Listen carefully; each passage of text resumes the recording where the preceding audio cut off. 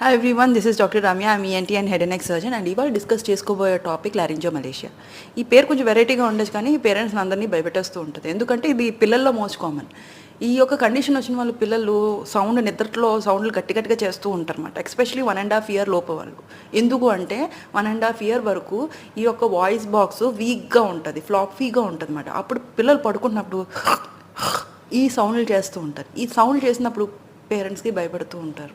And okay, mild to moderate కండిషన్స్లో ఉన్నప్పుడు పర్వాలేదు.